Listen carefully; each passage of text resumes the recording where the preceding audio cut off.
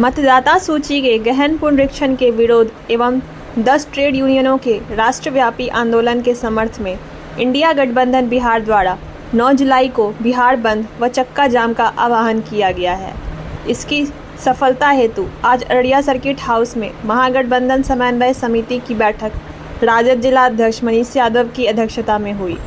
बैठक में विधायक आबिदुर रहमान, पूर्व मंत्री शाहनवाज आलम, कांग्रेस जिलाध्यक्ष शाद अहमद, वीआईपी जिलाध्यक्ष श्यामनंद निषाद, कॉमरेड नौशाद आलम, रामविनय नाराय, विजय शर्मा, रामविलास यादव, राजद महासचिव मनोज विश्वास सहित कई नेता मौजूद रहे।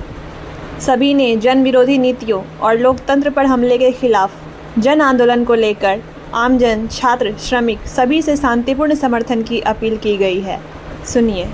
देखिए, कल जो आंदोलन हमारा है वो सबसे पहला हमारा जो मुद्दा है, जो कांग्रेस पार्टी इंडिया गठबंधन के साथ ये बंद के आह्वान में शामिल है, उसके पीछे एक बहुत बड़ा मकसद है कि सरकार के द्वारा चुनाव आयोग को, आज चुनाव आयोग का तो कोई वजन नहीं रह गया, कोई उनके में स्वतंत्रता नहीं रह गई। भारत सरकार जो चाहती है, मोदी जी की सरकार जो चाहती है, उसी हिसाब से चुनाव आयोग चल रहा है। आपने देखा होगा, एक बहुत महत्वपूर्ण बात है, आपने देखा होगा महाराष्ट्र चुनाव के बाद राहुल गांधी ने वोट के चोरी का मुद्दा उठाया और उन्होंने ये भारत को बताया कि भारत में वोट चोरी कैसे होती है। इस बात से घबरा करके इससे पहले अब उनको लग रहा था कि वोट के बाद जो हम चोरी करते थे वो शायद बंद हो जाएगा, इसलिए उन्होंने ये तरीका अपनाया कि एक नए ढंग से वोटर लिस्ट का सर्वे करना, जांच करना, तरह तरह का उसमें लोगों के बीच से त्रुटि निकाल करके उनके नाम को छांटने का प्रयास करके एक बड़ा साजिश नहीं, इसे आप ऐसा कह सकते हैं कि ये कंप्लीट भारत सरकार और चुनाव आयोग लूट और एक डकैती, जो वोट की जो डकैती होती है वो करने का वो काम करना शुरू कर चुके हैं। इससे सबसे बड़ा जो मामला है वो दलितों के साथ होगा, वो मजदूरों के साथ होगा, वो किसानों के साथ होगा, जो दूर दराज में काम करने के लिए गए हैं उन लोगों के वोट पे असर पड़ेगा, अल्पसंख्यक के वोट पे असर पड़ेगा।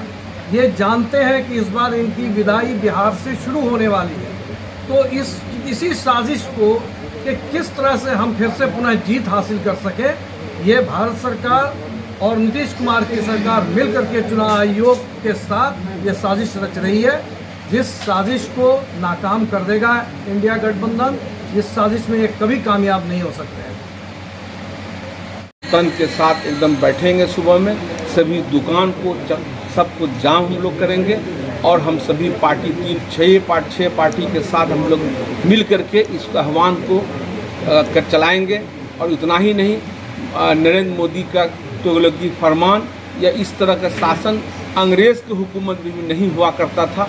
आज जो कहा कल वो लागू होना जरूरी है।